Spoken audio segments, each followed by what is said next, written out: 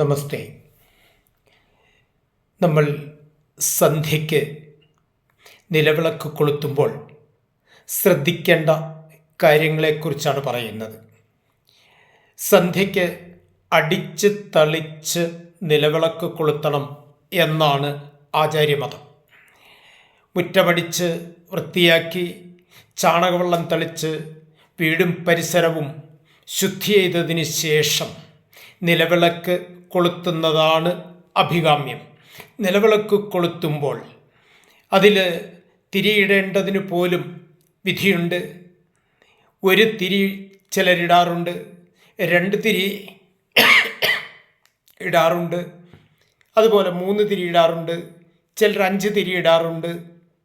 അതിൻ്റെ പ്രാധാന്യം, ഒരു തിരി സാക്ഷാൽ ബ്രഹ്മതത്വമാണ്. 2 തിരി ബ്രഹ്മത്തിൻ്റെ പ്രകടിത ഭാവങ്ങളായ പുരുഷൻ, പ്രകൃതി, അല്ലെങ്കിൽ ഈശ്വരൻ, മായ.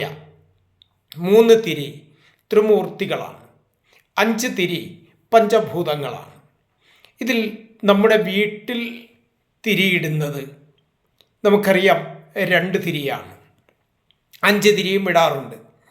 അപ്പോൾ പുരുഷപ്രകൃതി സങ്കല്പത്തിൻ്റെ പ്രകടിത ഭാവങ്ങളായ ഭാര്യ, ഭർത്തൃ, ആ കുടുംബസങ്കല്പമാണല്ലോ നമ്മുടെ ആധാരം. അതുകൊണ്ട് തന്നെ 2 തിരി ഇടുന്നതാണ് അഭികാമ്യം, കിഴക്ക് പടിഞ്ഞാറ് ആയിട്ട്. ഇങ്ങനെ തിരിയിടുമ്പോൾ വിളക്ക് കൊളുത്തുമ്പോൾ, നിലവിളക്ക് കൊളുത്തുമ്പോൾ പ്രദക്ഷിണ രൂപേണ വിളക്ക് കൊളുത്തുന്നതാണ് ഉത്തമം. പലരും തെറ്റിച്ച് അത് ചെയ്ത് കാണാറുണ്ട്. അങ്ങനെ ഈ നിലവിളക്ക് കൊളുത്തി നമ്മൾ സാധാരണഗതിയിൽ പൂജാമുറിയിൽ അല്ലെങ്കിൽ പവിത്രമായ സ്ഥാനത്ത് ഒക്കെയാണല്ലോ വിളക്ക് കൊളുത്തുന്നത്. അതുപോലെ വിളക്ക് കൊളുത്തി ഉമ്മറത്ത് വെച്ച് മഹാലക്ഷ്മിയെ സ്വീകരിക്കുന്ന ആ സംസ്കാരവും നമുക്കുണ്ട്.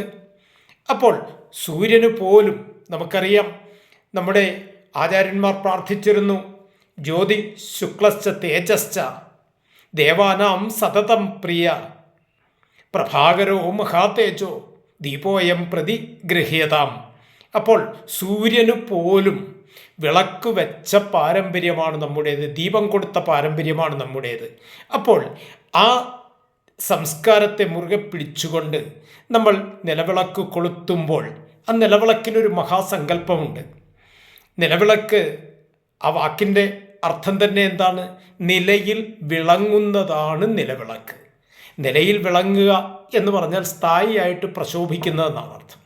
സ്ഥായിയായി പ്രശോഭിക്കുന്നത് ഈ പ്രപഞ്ചത്തിലൊന്നേയുള്ളൂ, അത് സാക്ഷാൽ ഈശ്വരതത്വമാണ്, ബ്രഹ്മതത്വമാണ്. അതുകൊണ്ടാണ് ഐശ്വര്യ ദേവതയായ ലക്ഷ്മി സ്വരൂപമായി നമ്മൾ നിലവിളക്കിനെ കാണുന്നത്.